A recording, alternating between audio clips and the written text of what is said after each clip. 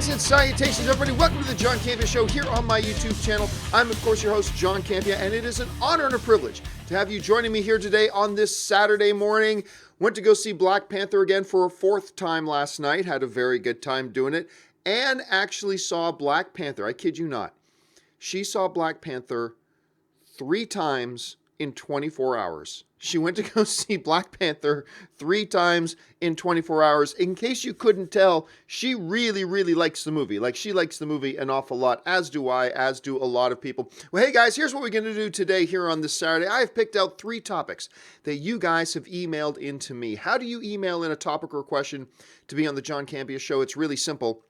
You just email me anytime at john@thejohncampeashow.com. That's john@thejohncampeashow.com. Send on in those questions. Keep your emails to 90 words or less. And of course, guys, put that word topic in the subject line so I know that you guys are sending in a question for the show. Also, then after that, we're going to go to your live questions. We're going to run this thing just a little bit under an hour today. I like to run them a little bit longer on Saturdays or Sundays since it's a little bit more relaxed. So with all that out of the way, let's get on to the first topic of the day. And the first topic today comes to us from Michael from Ireland. And Michael from Ireland writes, "Hey, John, there have been a lot of rumors in the past few days talking about the Transformers cinematic universe being rebooted after the Bumblebee movie. Personally, I hope they keep Peter Cullen as Optimus Prime. What's your thoughts on this? Thanks, and keep up the great work." All right, well, thanks a lot for the question, man. And yes, so reports started going around that Hasbro is, and Paramount Studios are looking to reboot the Transformers. I'll be honest with you. I was surprised that they came out and announced the Bumblebee movie. I really thought after the last night they would have maybe considered rebooting then. Doing that standalone Bumblebee movie seems questionable to me. Like, don't get me wrong, I'm kind of looking forward to it. I love the director who's involved, the guy who's involved with Kubo and the Two Strings. So, hey, maybe it could be great, sure. But it always struck me as odd that they were even doing that movie in the first place. You know what I'm saying? But anyway, you might be asking yourself, okay, where is this coming from? Well, New York Toy Fair is going on. And there is a couple of reliable Transformer sites. And this is the report that came on. Now, I got this from Cinema Blend, their wording here. And they kind of explained the situation. Here's how it's being explained. TFW 2005, that's a Transformers website, heard from Hasbro, the company that's been making Transformers toys since the beginning, at the Toy Fair 2018 Hasbro Investor Preview, that Paramount is bringing in a new team to quote-unquote reset the Transformers film franchise after Bumblebee is released. They go on to say, while an update like this is worth taking with a grain of salt, it's also worth mentioning that Transformers 6 has been removed from the Hasbro/Paramount slate of upcoming movies. It was also reported that as parts of this agreement with Paramount, Hasbro will supposedly have greater control over the movies as well as which films get greenlit. This all sounds like it makes sense and sounds quite consistent to me with everything that we've been hearing about the Transformers universe, what we've seen happening in the Transformers universe. Look, the Transformers movies have been a garbage car wreck on the side of the road ever since the second Transformers. They've just been horrible. You may like some of them. That's great. I'm not going to try to take that away from you. For me, they've been absolute steaming piles of garbage. I really like the first one, too. I like the first Transformers an awful lot. But everyone since has been terrible. Problem is, they've made big money, so they just kept going that terrible direction. But eventually the audience started to catch on that, oh, yeah, these Transformers movies are garbage. And then you got the last Transformers movie, which by far was the lowest grossing of the franchise. And now we're hearing about them possibly rebooting. Now, you bring up the possibility of Peter Cullen maybe staying on to do the voice of Optimus Prime. I still remember back after they announced the first Transformers movie was coming, there was a lot of speculation about who's going to do the voice of Optimus Prime. And for a while, there were a lot of reports that the front runner was George Clooney, which I think would have been fine. I think Clooney would have done a good Optimus Prime voice. But we were all super excited when they got the one true voice of Optimus Prime, Peter Cullen, to come in and do the voice of Prime in the movie. That was gold. That was absolute gold. I love Peter Cullen. I love his voice. When I think of Optimus Prime, that's the golden tones I think of coming out of his mouth when he speaks his wise words of intergalactic wisdom. That being said, if you reboot Transformers, I remember I talked about this with Warner Brothers, and the same thing applies here. If you reboot Transformers, then you reboot. Remember, the reason you would be rebooting, the reason Hasbro and Paramount would reboot here instead of just keep going on is because they believe, they see the obvious, that the audience has ditched Transformers. The audience has jumped overboard. They're getting off the Transformer ship. We've seen that trend happening. They want out. All right, so you reboot. The reason you reboot is to say to the audience, we've heard you, we're starting again. We're starting fresh. So don't think about those other Transformers movies. Forget about those other Transformers movies. We know you didn't like them, or at least we know you didn't like where they went. So, okay, forget about those. Don't worry about those. Those are gone. Brand new universe, brand new Transformers. You can't do that and expect the audience and ask the audience, forget about those other ones, forget about those other ones, forget about those other ones, and then have the same guy with the lead voice come back. That's not how you present the appearance of starting fresh, of starting over. Don't associate these new movies with those ones, because that's why they're rebooting. They want the audience to say, hey, forget about those ones, let's go to the new ones, and then have the exact same lead voice. You can't do that. So as much as I love Peter Cullen, and I love hearing, and he will always be the voice of Optimus Prime to me, always. But if you reboot, then you reboot. It's like saying, man, I really need to move to Florida from Chicago. I really need to move to Florida from Chicago. It's absolutely necessary that I move to Florida from Chicago. Oh, okay. Great. That's wonderful. Yeah. But can I keep my same neighborhood? But wait, no, like if you're moving to Florida, then you're moving to Florida. You're moving away from your neighborhood. Yeah, but I really like my neighborhood, so I'd like to keep my neighborhood. Can I move to Florida and keep my neighborhood? No, you can't move to Florida and keep your neighborhood. If you're moving, you're moving. I know you love your neighborhood. Maybe your neighborhood is awesome and great. But if you need to move to Florida, then you got to move to Florida. You can't move to Florida and stay in your neighborhood. You can't do the two things, certainly not effectively. And that's kind of how I see the whole situation with rebooting. So while I am with you, I love the voice of Peter Cullen as Transformers. That will always be Optimus Prime to me. But if you're going to reboot, then you got to reboot. Anyway, that's just the way I see it. All right, let's move on now to the next question. And the next question today comes to us from Sarah Oxford. And Sarah Oxford writes, hey, John. So I live in Atlanta, and I was wondering if you heard about what happened in one of our theaters regarding Black Panther. Thursday night at Regal's Atlantic Station, people were there to see Black Panther, and instead 50 Shades started playing. Took 10 minutes before the staff realized there was a problem, and the audience was cracking up. Did you see the footage? All right, well, thanks a lot, Sarah. And are you sure it was Atlanta? I thought that movie theater was somewhere else. Anyway, maybe I'm wrong. Anyway, so for those of you who did not hear this story cracked me up.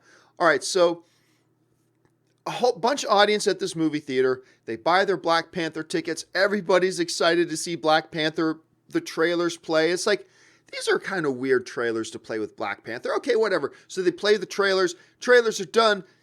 Theater goes dark. The lights come up, and they play 50 Shades Freed. And the audience, I was reading these reports, and some people took some footage as well and posted online. You can find the footage. It's great. And fortunately, the people weren't rioting. But you could hear the people going, no! And people laughing and cracking up as this steaming pile of horse shit is playing on screen. This 50 Shades Freed movie is playing on screen. And you know, it is fascinating because we've been hearing more and more about these little mishaps. Look, mishaps are going to happen. Like whenever you have technology, whether it's, film projectors or lights or sound, whatever, whenever you have technology, no matter how good your laptop is, no matter how good your phone is, like mishaps happen, right? Bugs happen. Glitches happen. It happens, okay? And when you got like 50,000 screenings going on across America every single day, something bad's going to happen and go wrong. But it does kind of stand out to me like the automated process of theater start at this time, the lights go down at this, and it's all part of an automated process. Because, like, I've been in a screening where something would go wrong, like, say, no audio was playing. I've had that happen once. I was sitting in a movie just not too long ago, and the movie came on, and there was no audio. But it took, like, 10, 15 minutes for the theater to do anything. I don't even think they knew that anything was wrong. I don't even think they knew anything was wrong. And, like, everybody's sitting there, it's like, at some point, they're going to fix this, right? So, first of all, there's the first 5, 6, 7 minutes where everybody's just sitting there patiently, giving the theater a chance to fix a problem. And then after about 5, 6, 7 minutes, you're going, I don't think they're fixing it. And then a couple people get up to go tell the management. And then it takes another 5 or 10 minutes after they tell the management for something to happen. But at any rate, if you haven't seen the footage, just look it up. Just go to Google and search Black Panther 50 Shades. Just search that, and I'm sure one of the top results are going to come up is this whole footage. You can see it's only about 15 seconds footage, but you can hear the audience is going, no, why? And like people just laughing hysterically at this steaming pile of garbage, 50 Shades that was on screen in front of them. It's really good that an audience can take it well. Because, I mean, that could have got nasty, right? Like people waiting to see that movie.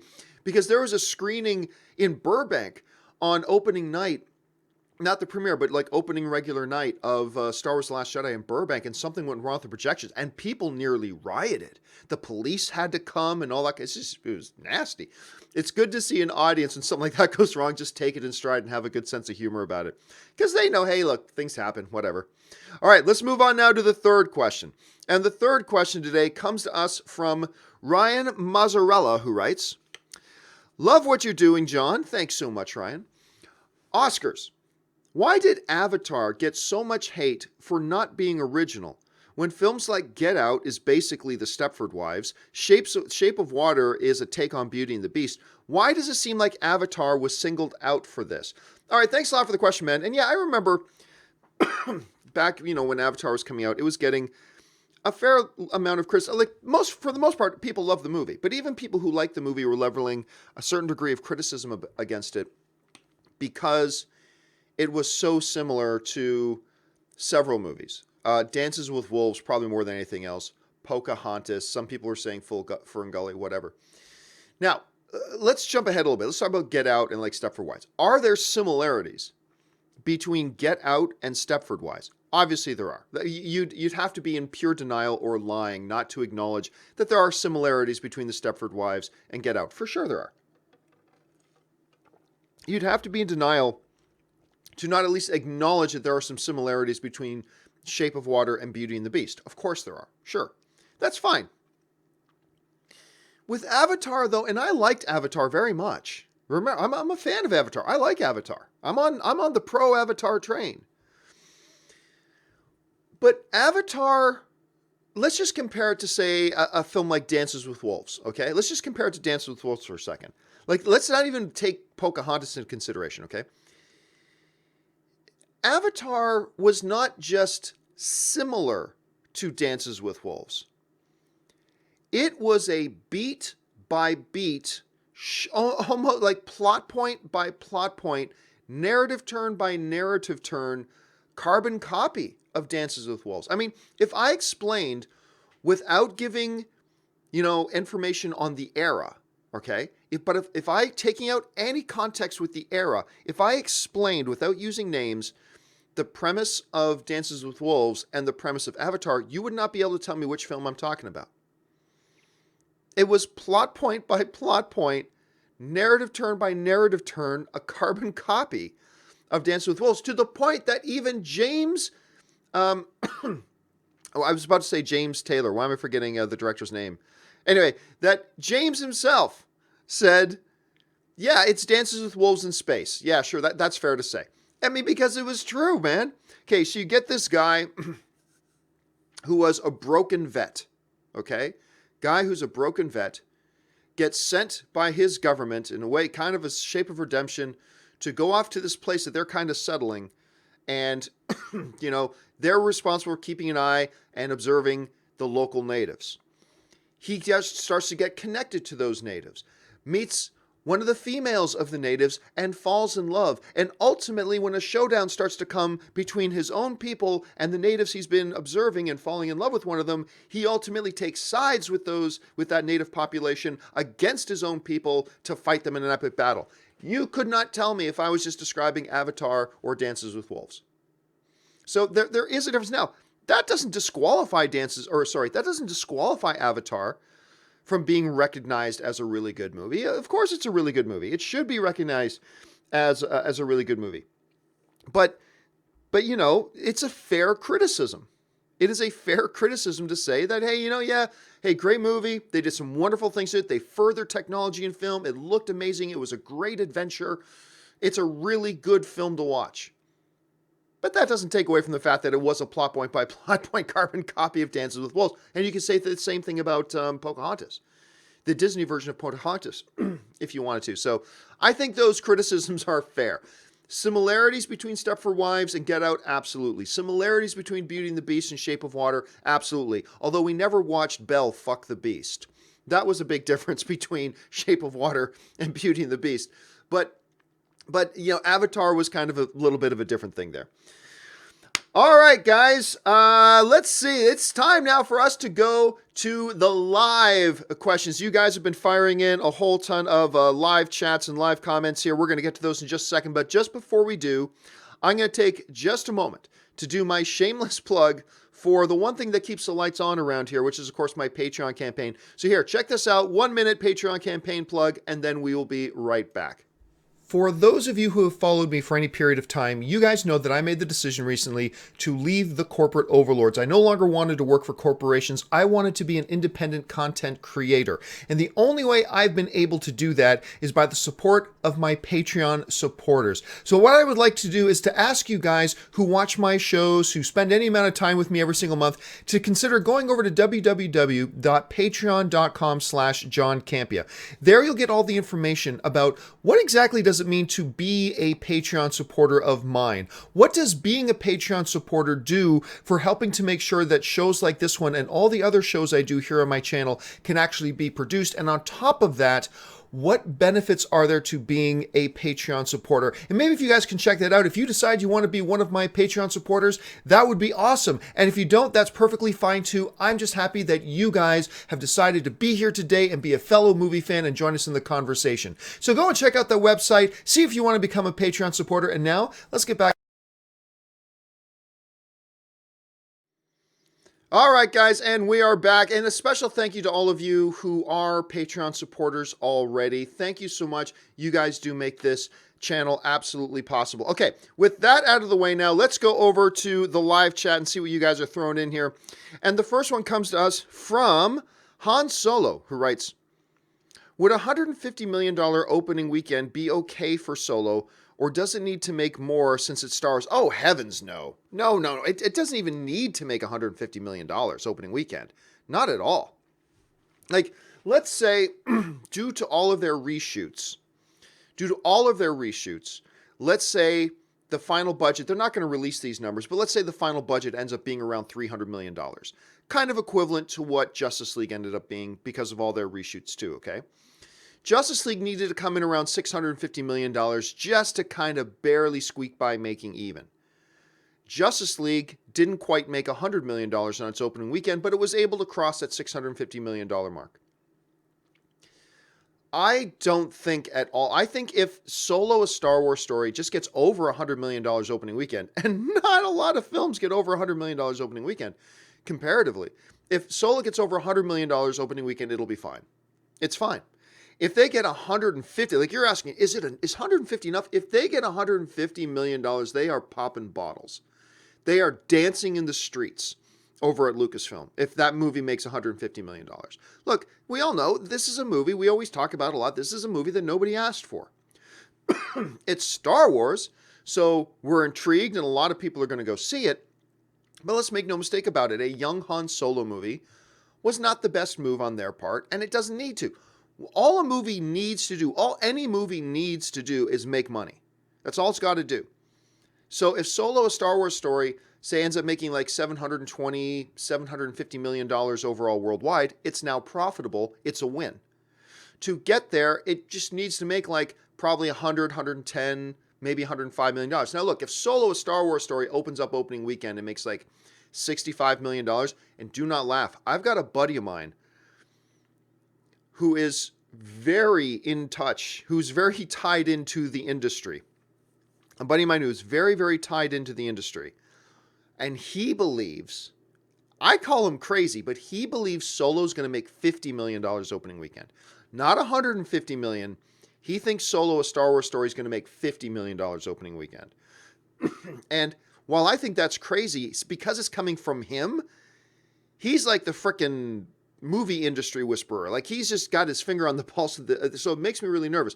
The one thing that has convinced me that he is crazy is that 2 of the screenings I've seen with regular audiences of Black Panther, the Solo trailer is played in front of it, and both times, I was completely not expecting this. The audience went bananas for the Solo trailer, which is different than, you know, us hardcore movie fans who are on movie websites and participating in movie chat, YouTube stuff. And it got a discussion going that people often ask, hey, are movie critics out of touch with average moviegoers? It raises a question if us hardcore movie fans, and we represent like the 10%, if us hardcore movie fans who visit YouTube movie shows and visit movie blogs and all that kind of stuff, if we're the ones who are out of touch with the average movie going on, it's because I liked the Solo trailer. You know I liked it, but I didn't think it was spectacular. I thought it was good, but I didn't think it was spectacular. A lot of people agree with me too. They thought it was good, not spectacular. A lot of people didn't like it. But then I watched it with this like a regular movie-going audience, and they lost their minds when the Solo trailer played. So I don't know. It's hard for me to say. Look, getting back to your question. No, Solo doesn't even need to make $150 million. It needs to crack 100. I'd say if it comes in between 100 and $120 million, they're totally good. They're good. They get up to 150, that's going to far exceed their expectations. I can tell you right now, Disney and Lucasfilm are not expecting a $150 million opening weekend. They're not expecting that. They don't need it to be that. They just need it to be profitable. If it comes in at like $60 million opening weekend, that's a disaster. Comes in $105 million opening weekend, that's okay. They'll take that. They'll totally take that. Even though it has Star Wars in the title, this is a very different film. So I think they're going to be fine with that. All right, let's move on here. Sam Fisher writes, I feel like a movie flying under everyone's radar is Wes Anderson's Isle of Dogs, coming March 23rd. Are you excited for it? I know I am. I am excited for it, but I'm excited for it because of who's making it. I'm excited for it because it's Wes Anderson.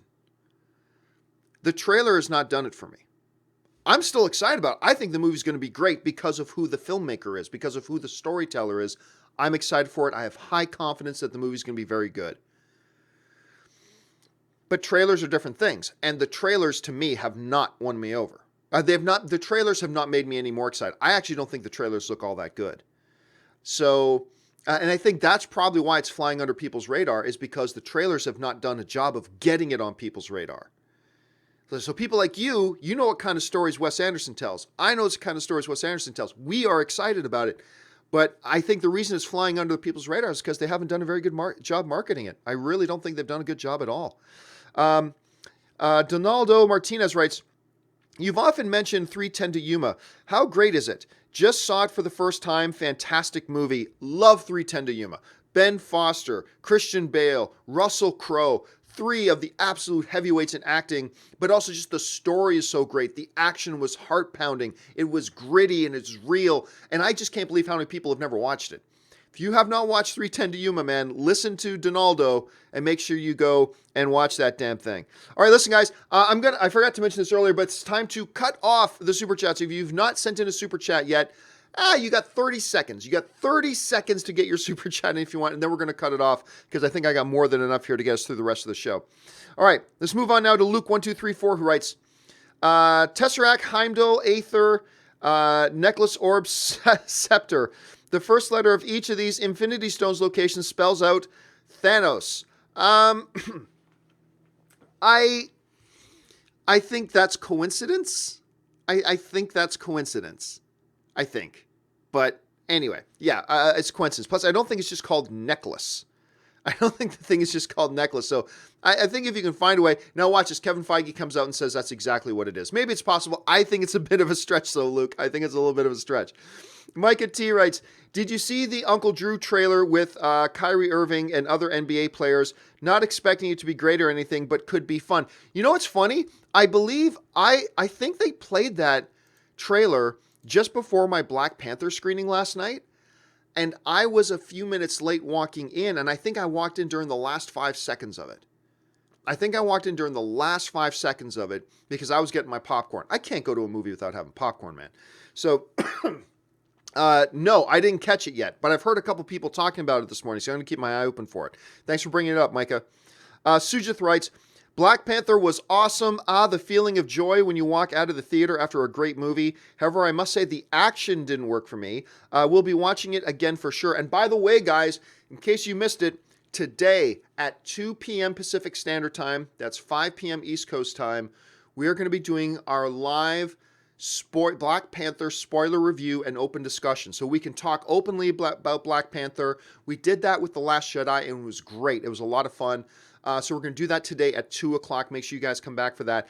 And, you know, if you listen to my review, one of the criticisms I had about Black Panther, and I love the damn movie, one of my criticism was, especially in that, there's the first action scene in the movie is in the trailer. It's, you know, Black Panther jumping out of the ship, down onto the ground in the middle of the jungle and fighting those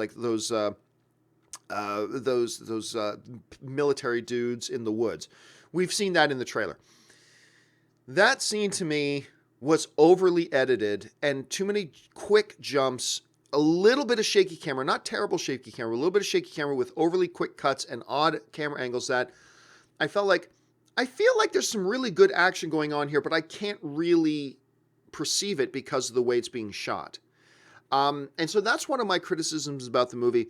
So that's one of the great things about, like, most of the time, if you say the action wasn't the best thing about this movie, about a comic book movie, if you say about a comic book movie, the action wasn't the best, that's usually a killer. That usually kills it. But this is just such a good movie that even though the action, and there was some, don't get me wrong, there's some very, very good action in Black Panther. Do not get me wrong. There is some very good action in Black Panther. But to say about a comic book movie that, you know, the action isn't one of the highlights of the film, that really emphasizes just how good the overall movie is. And as a movie, it's just really great. So anyway, again, come back and talk with us at 2 o'clock. Orange Hand writes, you recently mentioned Firefly and Serenity.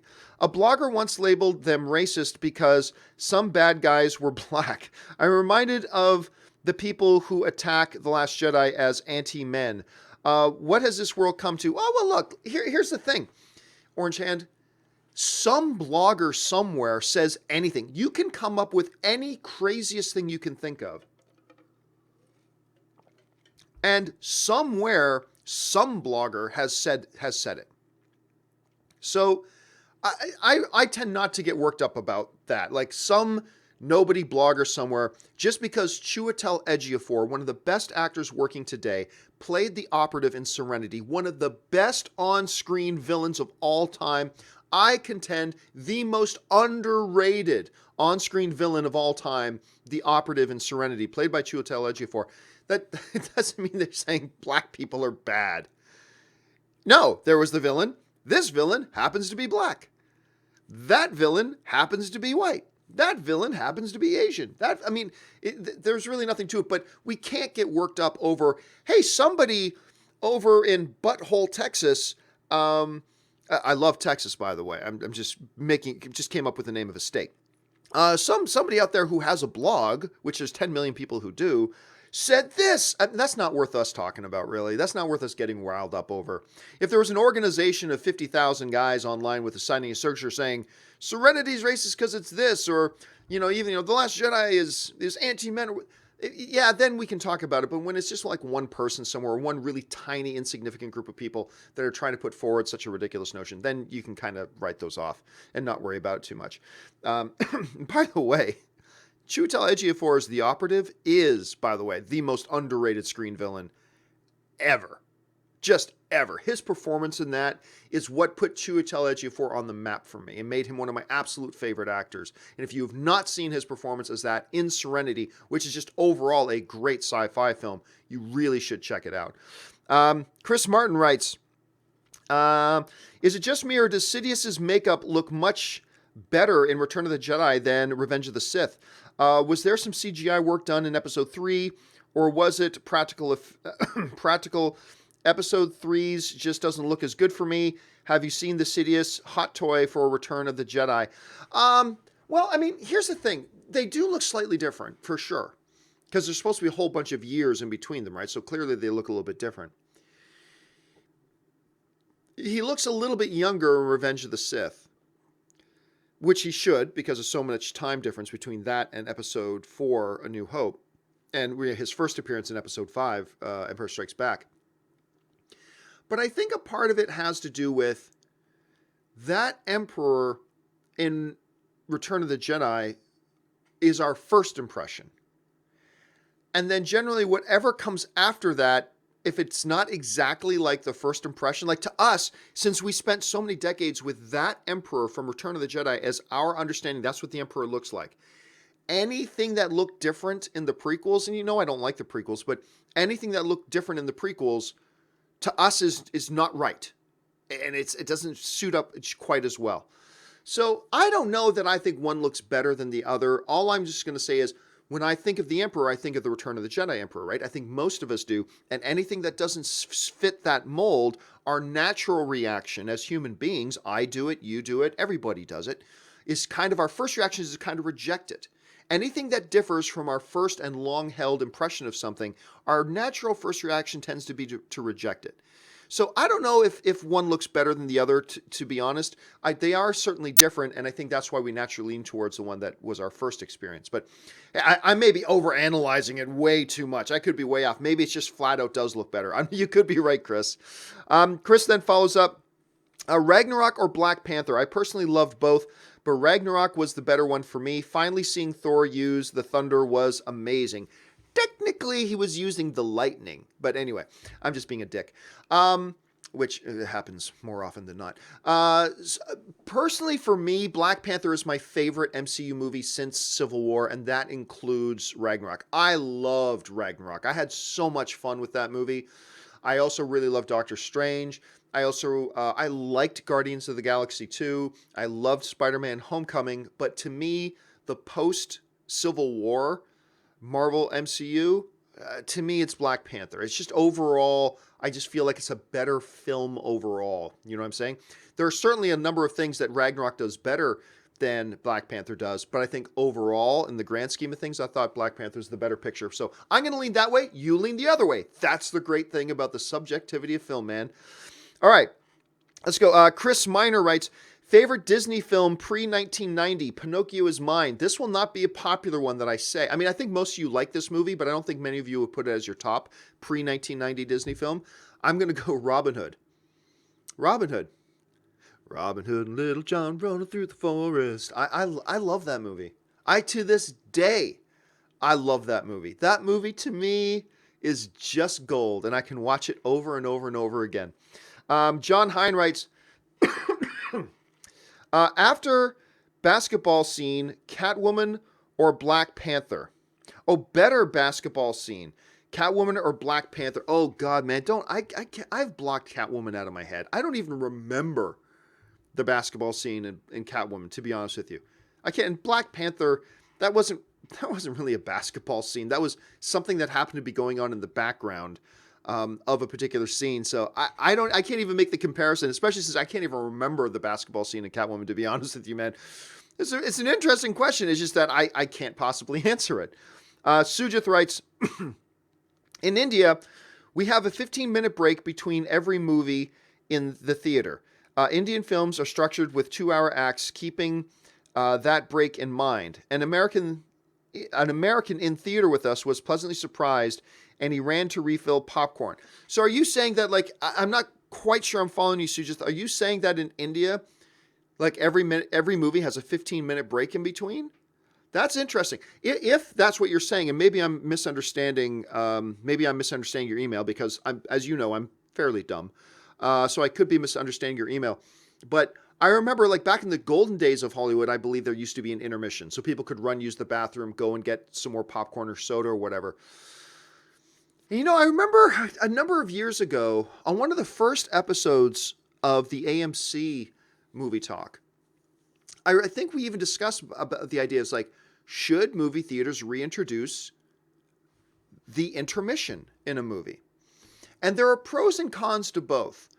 On one hand, I love the idea of having a built-in pee break. Because, like, I get these giant sodas, man, and, like, I have, like, at least one out of every 2 times I go to the movie, I got to jump up. Like, not every movie I go to, but at least half the time, at some point in the movie, I got to get up and run to the bathroom really quick because I drink too much soda.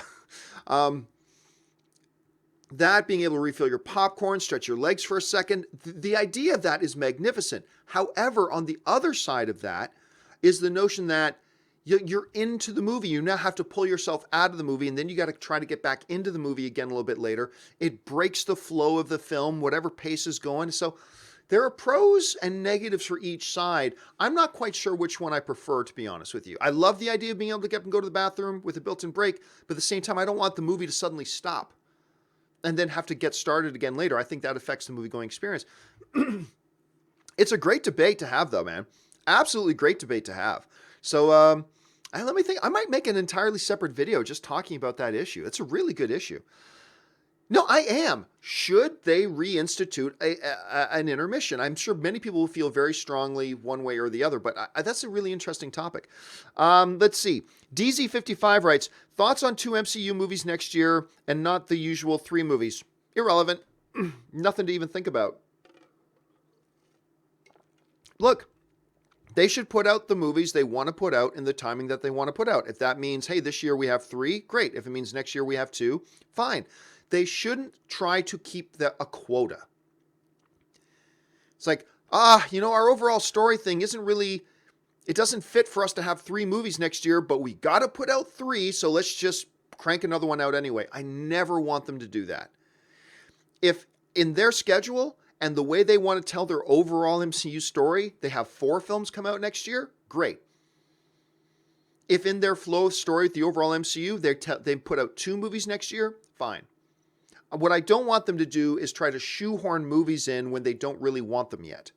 So hey, look, if that's what they want next year too, I'm totally good with it. Totally good with it. Dark Sith writes, great channel. Thanks for all you do. Well, thank you so much, Dark Sith. I appreciate that. Do you think Bumblebee can turn the franchise down? I'm cautiously excited about it. Do you mean turn the franchise around? Is that what you mean? Well, look, it looks like it's all moot. The point is moot because it looks like, if the reports are true, and they seem to be coming from pretty reliable sources, it looks like Transformers is getting rebooted. So it really doesn't matter. So no, Bumblebee will not turn the franchise around because Bumblebee is going to be the final film of this franchise. And then they're going to reboot it maybe in 2022 with a whole new reset Transformers universe. And that looks like the way they're going to be doing it. Could it have? Let's say Transformers wasn't rebooting. Could it have? Well, yeah, it could. It's got a brand new director. If it was spectacular and whatever, could it turn things around? Sure, you could, but then you're still kind of left with this mess that the previous movies had made. That's why I kind of was surprised that they didn't just reboot it after the last night. You know what I'm saying? Let's see. Haskell writes, hey, John, good morning. Good morning, Haskell. I saw Black Panther again and been checking the times for today. Monday night, every show, including matinee in all formats, are 85+% sold out. Damn. Yeah, no kidding. Look, there is a song I'm getting ready to sing.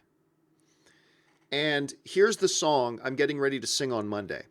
It's titled, Damn, I Was Wrong About Black Panther Not Hitting 200 Million. I know that's a long title, but I think it's going to be a hit. And I'm not going to hum the tune for you yet. I'm still working out the music for it. But the title of the song is Damn, I Was Wrong About Black Panther Not Hitting 200 Million. Because I have said, look, I think Black Panther will do really well, but it's not going to hit 200 million opening weekend. And then it said it's going to hit 200 million for the long weekend, which is fine, but that's not the regular weekend. The long weekend is different from the regular weekend. But now I'm starting to think it just might cross 200 million, man. Because we went to go see it last night. And so in the morning, we decided we wanted to go again. And our local theaters, AMC 16, the AMC 8, and the AMC 6, all three theaters right close to us, had tons of Black Panther screenings. All of them for last night were sold out. And I was looking for tickets at like 2 o'clock in the afternoon. All of them were sold out, or maybe not sold out, but I just had single seats or just front row seats left. We had to go to another city. We had to go to Glendale, which is only about 20 minutes away. And I looked at the 6 o'clock show, sold out. 6:15 sold out. 6:30, 6:45, 7, blah, blah, blah, blah. Every 15 minutes they had a new screening. Got to 9 o'clock where I finally found a screening that still had 3 seats together. Because me, Ann, and my buddy Sol, we all went. And it's nuts. It's nuts. And I've been saying that this movie ain't going to hit 200 million. Now look, I'm right almost all the time.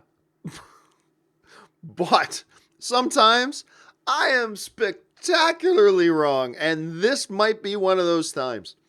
This may be one of those times that I am not just wrong, but spectacularly wrong.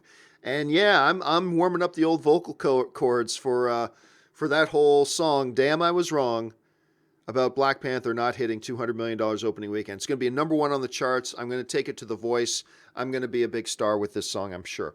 Ben Heyusa writes, John, is that Last of Us movie still going? Haven't heard any news since they first announced a movie coming.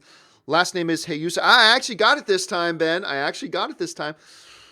I have not heard anything new. That's not necessarily a bad thing. Okay? It's not necessarily a good thing. It's not necessarily a bad thing. It's just a thing. We haven't heard anything new. Now, a lot of people need to remember, too, that sometimes the movie making process can be very, very long. Like from the moment you start putting something together, it could be like 3, 4, 5, 6 years. We've seen instances where it's taken 12, 13, 14, 15 years to get a movie together before they start rolling cameras on it. So just because we haven't heard anything yet does not necessarily mean anything bad's going on. But who knows? Maybe they've pulled the plug on it. I haven't heard anything about that. So let's give it another 6 months, 7 months, 8 months, maybe another year. If we still haven't heard anything in another year, then maybe we can start raising some questions. But as of right now, I don't think there's anything to worry about right now. Dark Sith writes, meant turn it around. Sorry for the typo. Don't worry, Dark Sith. I think I picked up what you were meaning. Edmund Zippo writes, your mom, will you go home to see Solo with her? Oh, no. Well, I mean, it's possible. Look, it's just been fortuitous. I have a new family tradition that I started with The Force Awakens that because I go home on Christmas time. It's the only time I really get to go home. East Coast Canada, in the Toronto area. It's my city. My hometown is Hamilton, Ontario, Canada. Best city in the world, the Hammer. Anyway, and we start a new tradition where every year I watch, because it just so happens that the Star Wars movies also come out in December. So the last 3 years has been a tradition that I take my parents to go see Star Wars because my mom is the one who introduced me to Star Wars. So, but I don't know if that's going to happen with Solo. I'm trying to work out a trip back home in April. But I don't know, maybe I should just nudge it to May and maybe try to take her to see Solo in May. I don't know. It's something I got to think about. I would love to. I'm just not sure I'm going to be able to. Let's see here. David Fielding just sends in a super chat for support. Thank you so much, David. Appreciate that. James Welsh writes, will older directors like Eastwood, Spielberg, or Scorsese ever retire, or will they keep directing till the day they die? I mean, Clint Eastwood, man. Hold on a second. I got to look this up because I think he's got to be getting close to 90, right? Clint Eastwood age. Clint Eastwood. I accidentally typed Clint Eastwood wage. Like, how much is Clint? Okay, he's getting close. He's 87 years old, and he just put out a new movie. 1517 to Paris, right? He just put it out. I mean, I don't know. That's a good question. To me, I want them to be directing until their last breath. I mean, guys like this, I want them directing until they just don't want to do it anymore. I can't see a day that they ever retire. I really can't. I mean, if Spielberg still seems like a really young guy. He's getting up there in age too, but he still seems like a young guy. Scorsese seems immovable, and Eastwood is practically immortal. So I don't know if we're ever actually going to see these guys like literally retire. I just don't know that's going to happen.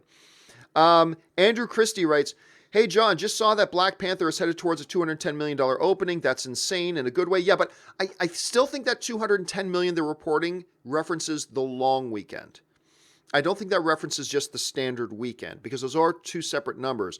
But it's looking likely that it could cross 200 million just for the regular weekend, which would only be the 5th film in history. Think about all the movies in history that have come out. Black Panther would become only the 5th film in movie history to make 200 million on its legit opening weekend, if it happens. Which is just, you cannot overplay, the importance and the significance of that number. That's crazy. Let's see. Kalis Menon writes, should I watch The Godfather? Should I watch? That's like saying, hey, should I breathe? Should I breathe? Yes. If you are at all a film fan, watch the Godfather trilogy. You don't even have a concept of how much films that you watch are directly influenced by The Godfather until you watch The Godfather. I've watched The Godfather for the first time with a number of my friends. Like, I've seen The Godfather many times, but I've had a couple of friends who haven't seen Godfather, and then I sit down and watch it with them for the first time, and they go, I remember this guy I worked with in visual effects. He was like, I'm watching this movie, and now I can think of like 20 other movies that are like directly influenced by that movie. I said, dude, put another zero on that. It's like 3,000 movies have been influenced by this one. Yes, watch The Godfather trilogy by all means. Yes. You're doing yourself a disservice as a film fan if you're not watching the Godfather trilogy. Todd Tubbs just sends in a super chat for support. Thank you so much, Todd. David Fielding writes, why do you think Luke might be alive in the next episode? Well, I don't want to go into it too much here, but basically this. He looked pretty damn healthy. He looked really healthy, actually. Yes, every time we've seen somebody just disappear into the Force like that, the 2 times we've seen it happen, it's been because they've died. But nothing in the movie itself said he died. And even Rey didn't say Luke is dead. No, she said Luke's gone.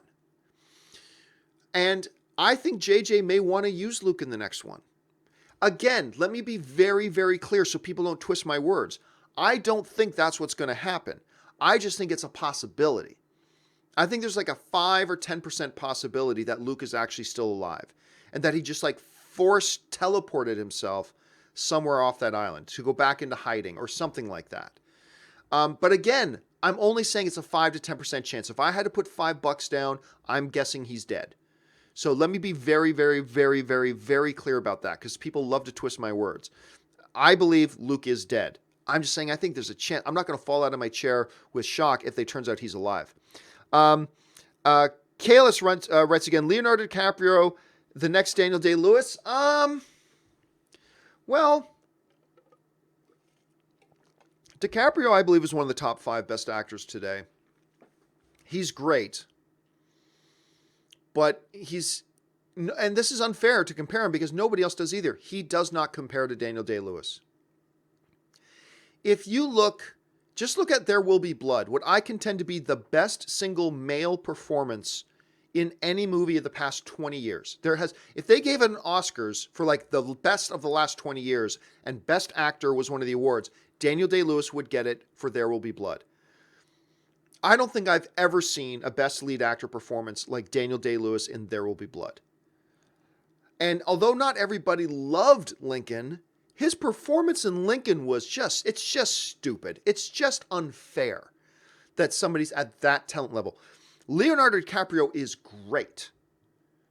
But there's great, and then there's Daniel Day-Lewis. And I don't know.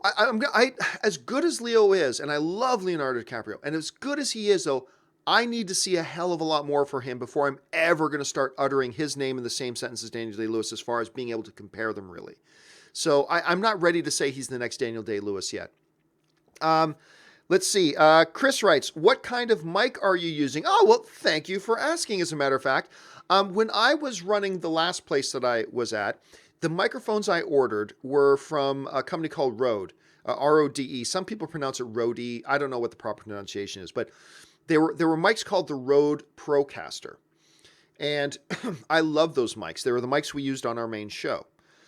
This is a mic by the same company, except it's the exact same mic, except it's a USB mic. And it's called, instead of being called the Procaster, it's called the Podcaster. Same mic, some minor differences, but it has a USB connection. And I've been wanting to get one of these for a long time. And so I finally just the other day pulled the trigger on it and decided to buy it and get a new mic stand as well. And I'm very, very happy with it. One of the benefits, besides the fact that I can now get the microphone closer to my mouth as I speak, which just makes for better sound in general. I still have to tweak it a little bit. Today's the first time I'm trying it out on the weekend. But one of the other great things is I used to have my microphone, which was the Blue Yeti microphone, which is also a great microphone. But it had to sit in front of me on the desk. And so whenever I had to type something, I don't know if you watch me, I'd have to go, okay, guys, let me search for something. And I reach around it. Now I've just got my keyboard in front of me. My mic is not on the desk. It's elevated off the desk. And yeah, that's the mic I'm using. It's called the Rode Podcaster. Thanks for asking. I like technical questions. Matt writes, have you ever watched the TV show Smallville? What did you think about it? Lex is the boss in it. Do you believe they will cross it over somehow in the CW universe? Is it even in the same CW universe? Oh, yeah. I mean, look, Smallville had some bad seasons. Make no mistake. Smallville has some really bad seasons and some really bad episodes.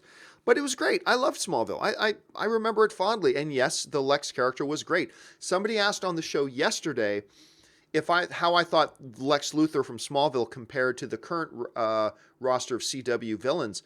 And I mean, I would take Lex. I mean, it's almost not fair because a lot of that show, Lex wasn't actually a bad guy.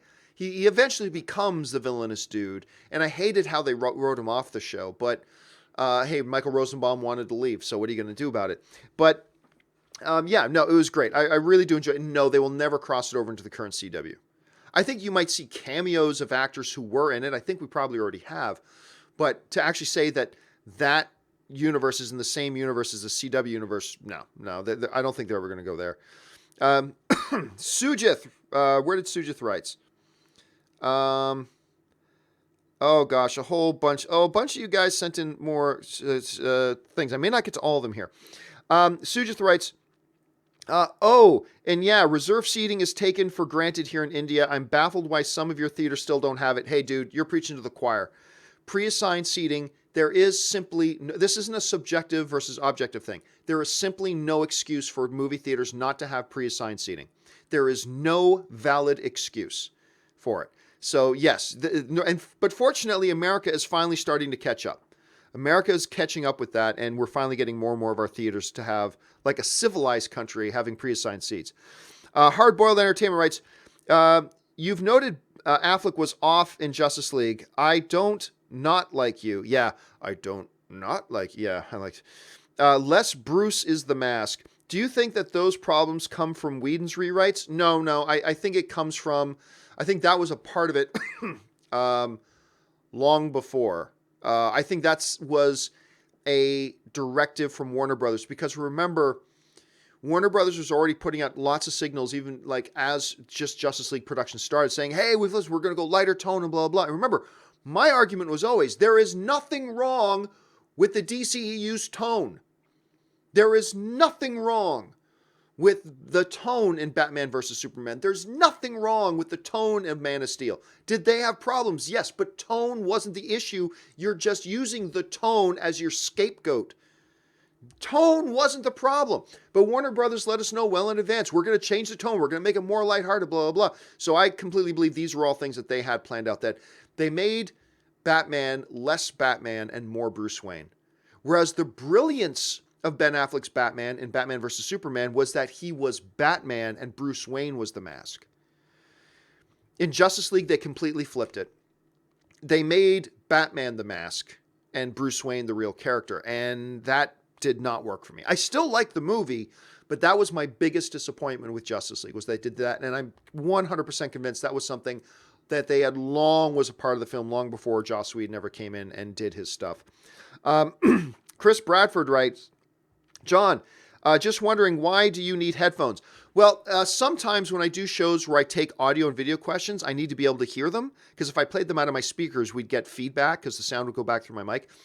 Right now, I'm just testing out this mic for the first time today.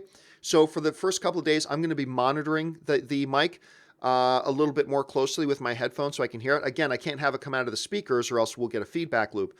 So while I'm testing out the mic, I have headphones on so I can more closely listen to the mic and figure out all the little adjustments I need to do a little bit later on. Very observant question. Very observant question. KB2 writes, if you ran the MCU by phase 4, what's your plan? Far too early to even speculate about that. We still have 3 more movies in this phase. We still have 3 more films. If you want to count Black Panther, if you want to count Black Panther, we still have 4 films. I mean, Black Panther just opened, so let's count that. We still have 4 films to go. Who knows where we're going to be? It would be ridiculous to try to speculate about what's the plan for phase 4 when we don't even have any idea where the MCU is going to be by the time we get there. So let's pump the brakes on that question for now. Let's give it another year. Let's at least get Ant-Man and the Wasp in our rearview mirror. Let's let Black Panther come out. Let's let Infinity War come out. Let's let Ant-Man and the Wasp come out. And then when we've got 1 movie left, then let's start, and we got a better idea about where the MCU is going to be by the time we get to phase 4, then let's start speculating about that. Okay, Andrew Christie writes, how much do you think the possible $210 million Black Panther opening and its success will contribute to the Infinity War box office numbers? Well, you guys know what my philosophy on this. I believe if the movie-going public goes to a certain type of movie and they have a wonderful time, they will be anxious to get back to the theater to watch another one. I believe Black Panther's success is going to bode very, very well for Avengers Infinity War. I have said for a long time, I don't think there's any chance that Infinity War will catch Star Wars The Force Awakens opening weekend box office record. Seeing the success of Black Panther now, I think I got to reassess that. I still don't think it's likely that it catches that 240, 250, whatever the number is for The Force Awakens. I still don't think it's likely that it gets there, but it increases the possibility. I think that it's becoming now into the realm of possibility that something like that could actually happen. George Ossie writes, hey, John, Snyder fans often accuse Warner Brothers of ruining his vision. However, they seem to ignore the underperformance of Man of Steel and Batman vs. Superman, and that a lot of people hated his vision. What are your thoughts? It goes back. Look, it's natural. It's not just Snyder fans, DC fans. It's not just them that do it. Everybody does it, man. We all do it. Marvel fans do it, whatever. When something doesn't go right, we tend to look for excuses. That's not a DC fan trait. That's an all of us trait. We all do that. So let's not pick on DC specific fans for that, because that's not fair. We all do it. But yes, it does seem to me, and we all do it, but in this one particular situation, it does seem to me that some of these fans are putting on rose-colored glasses and are stretching to find excuses for why things didn't work. When really, the truth is, there are a million reasons things didn't work. There are a million reasons why things, all small reasons that all kind of added up. The fact of the matter is, Man of Steel, while I consider it one of the top 10 greatest comic book films of all time, I think it is a masterpiece of the genre. The fact is, it completely divided the audience. A lot of people did not like that movie. I did, but that doesn't change the fact that I acknowledge that a whole hell of a lot of people didn't. And they didn't like that take on Superman. They didn't like that whole thing. They didn't like what they did with the movie. And then he brought that over into Batman versus Superman. And I'm sorry. I know it's the big popular thing to say, the 3+ hour ultimate cut was a totally different, great. No, it wasn't. No, it wasn't. Go back and watch my review of it. Did I think that the ultimate cut improved Batman vs. Superman? Yeah, but I already liked Batman vs. Superman. And I thought it was an improvement, but we're talking 5, 6, 7% improvement. This whole narrative that was out there that it's a totally different movie. Okay, that's great if you saw it that way. More power to you. But to me, no, it was not. It was still the same movie with a few extra things added in. That changed our perception of a couple of things, but thumbprint-wise, it was still clearly the same movie with some improvements, yes. But it was not a night and day difference. This whole pretend fantasy fairy tale that if only they had put out the ultimate cut, then then everybody would have loved it and it would have done so much better at the box office. No, it wouldn't. No, it wouldn't. It just wouldn't have. I mean, you may think it would. Okay, that's fine. I look at the landscape and I disagree. I really don't think it would have made that much of a difference. So look, it is something we all do. Let's not pick on DC fans because I guarantee you there are many examples when Marvel fans have done the same sort of thing. It is our human instinct, and when something doesn't go right, we look for excuses to pin the blame on. And it's always easy to pin the blame on the man. Quite often it is the man's fault, but it's really easy for us to pin the blame on the man and make up some sort of fantasy fairy tale narrative that everything would have been so much different if they just did it like this. It's like, no, it wouldn't have. Not really.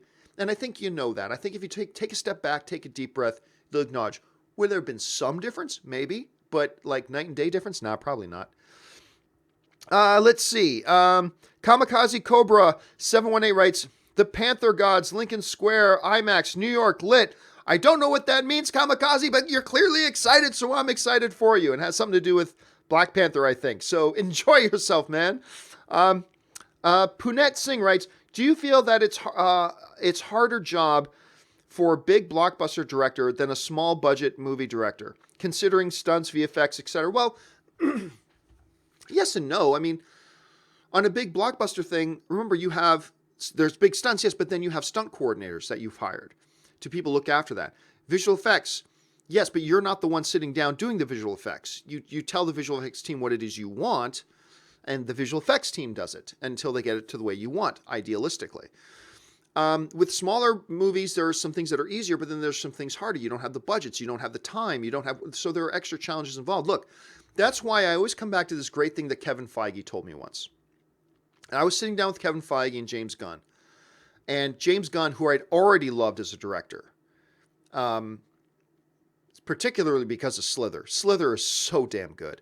Anyway, I remember I asked Kevin straight up, I said, hey, look, I love James as a director, but I am curious. He's never done anything with a big budget before and big visual effects and all this kind of stuff. What made you think about taking a chance on a James Gunn to direct Guardians of the Galaxy? And I'll never forget what Kevin Feige said to me. You've heard me tell the story before. Kevin Feige said, a good storyteller is a good storyteller, regardless of the size of the budget. And that's why Kevin Feige is one of the smartest guys in the business. He wasn't looking for a guy who had experience with $300 million films or whatever. He was looking for somebody who knew how to tell a story in a fun and entertaining way, and to take material and elevate it. And he said, James Gunn did it. If he did it with a small budget, there's no reason he can't do it with a big budget. And we'll give him all the other support he needs, but a good storyteller is a good storyteller. And so, yeah, I really, I don't think you can say one is harder than the other. One has more challenges in one way than the other, and then the other one has challenges in other ways. So I think it's probably pretty equal. Chris Warden writes, hey, John, just to follow up to my Star Destroyer versus Federation Starship question from Wednesday. I say neither of them win because Felipe the sentient dancing microphone teleports in and destroys them all. Well, I mean, obviously, if you had told me this was the shared universe with Felipe the sentient dancing microphone, then that's what I would have said, but you left that out of the question the first time, Chris. Come on, man, pick it up. Pick up your game, man. Punet writes, follow up. Then why don't blockbuster directors get more recognition from the Academy or other awards? Keep up the great work. Again, going back, Punet, to my answer to your previous question, is because one is not harder than the other. A good storyteller is a good storyteller. Your ultimate job is telling a story. Do you tell it in a great way? It doesn't matter if it's a blockbuster or not. So there you go. So good follow-up, but I had already kind of answered it, I guess. Eli the Creative writes, and last couple of questions here, because we're already a little bit over time. Eli the Creative writes, would you rather see a Steven Spielberg directed Superman movie or a Martin Scorsese directed Batman movie? You can only choose one, and thank you. I'll go Scorsese Batman. Spielberg is my favorite director, but